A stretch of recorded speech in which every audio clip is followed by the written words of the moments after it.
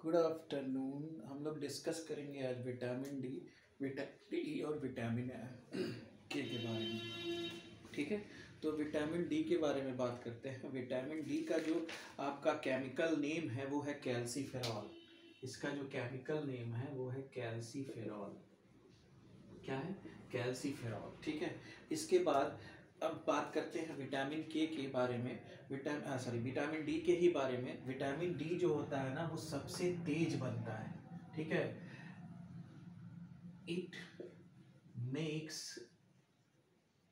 In human body very very fast, very fast. ठीक है, बहुत तेजी से ये बनता है। ठीक है, और हड्डियों के लिए ये बहुत बढ़िया होता है।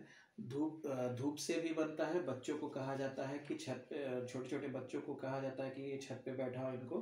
ठीक है, छत पे लेटाओ, धूप दिखा दो। तो विटामिन डी जो होता है बहुत ही बच्चों में बहुत ही नेसेसरी होता है, सबके लिए, हड्डियों के लिए भी बहुत तेजी से बनता है। और इसका केमिकल नेम है कैल्सीफेरॉल। और दूसरी चीज, एकमात्र ऐसा ये विटामिन है जिसको जिसको हार्मोन भी कहते हैं। ये एकमात्र ऐसा विटामिन है,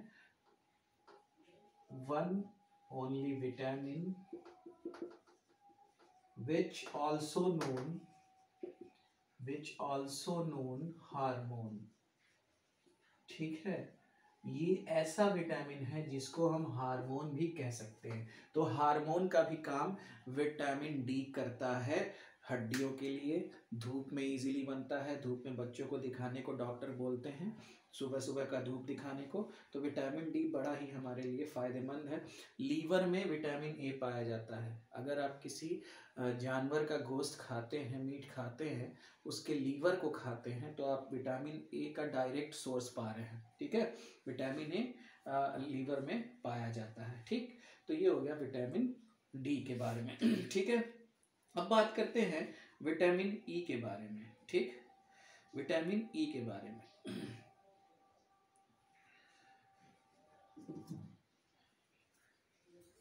तो ये रहा vitamin D. Vitamin D chemical name calciferol, और ये बहुत तेजी से बनता है शरीर में। सूर्य से बनता है, सनलाइट से बनता है। और ये ऐसा विटामिन है, एकमात्र विटामिन जो हार्मोन का भी काम करता है। इसके बाद बात करते हैं विटामिन ई के बारे में। विटामिन ई क्या है भाई? विटामिन ई जो होता है शरीर में स्वतः बन जाता है, स्वतः संश्लेषित हो जाता है, स्वतः फोटोसिंथेसिस कर लेता है, और स्वतः अंदर अपने हमारे शरीर में अपने आप ये विटामिन ई बनने लगता है। विटामिन ई शरीर में स्वतः बनने लगता है, संश्लेषित होने लगता है। ठीक है, और इसका जो रासायनिक नाम है वो है टेकोफेरॉल। क्या है? टेकोफेरॉल। इसका केमिकल नेम है टेकोफेरॉल। और ये इजीली ह्यूमन बॉडी में आसानी से बन जाता है, इजीली, कुछ करना ही नहीं पड़ता है। जैसे ये पाया किस में जाता है? चने में पाया जाता है।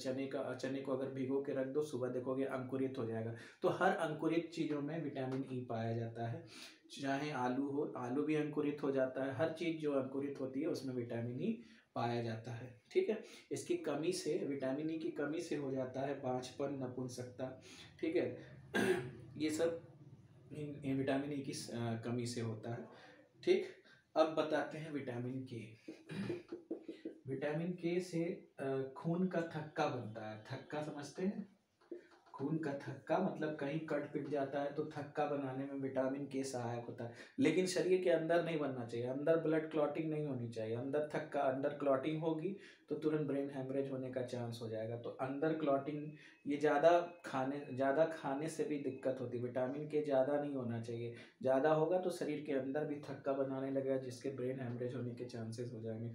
तो विटामिन के का ये हो गया, ब्रेन हेमरेज हो सकता है इसकी वजह से। अगर ज़्यादा होगा तो एक नियमित मात्रा में इसको खाना चाहिए, ताकि कहीं कट वट जाए तो तुरंत जो है विटामिन के की वजह से वो थक्का बन जाए और हमारा स्किन सही हो जाए। Okay, thank you very much. आज विटामिन खत्म सारे।